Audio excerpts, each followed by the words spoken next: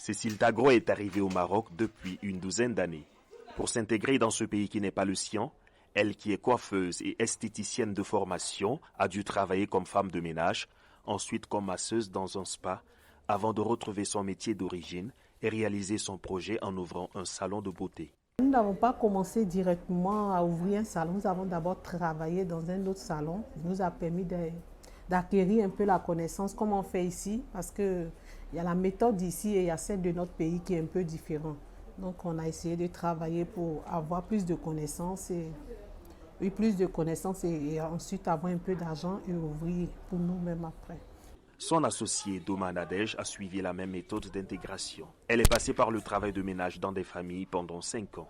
Pour elle, la bonne conduite dans un pays étranger est la valeur la plus sûre pour ouvrir des portes et faciliter son intégration. Il y avait un monsieur qui travaillait ici. C'est des gens qui font de la plomberie.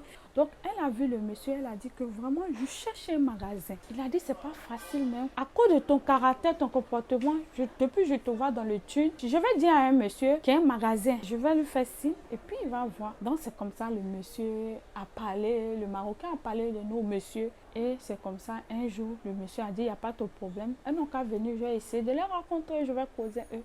Traoré, lui, est directeur dans un cabinet de conseil et de formation.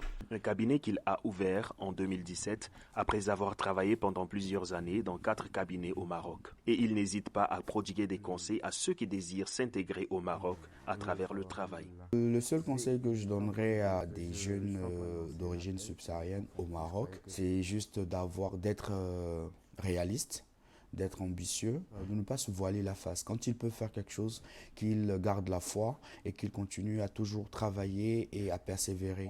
Traoré affirme avoir été encouragé par l'environnement marocain, très propice aux affaires depuis les années 2010, quelle que soit l'origine de l'entrepreneur. La création d'entreprises sur le plan juridique n'est donc pas un souci, conclut-il, mais il faut savoir faire face aux défis commerciaux, sociaux et financiers pour une bonne structuration. Emmanuel Modjidibay pour VOA Afrique, Casablanca.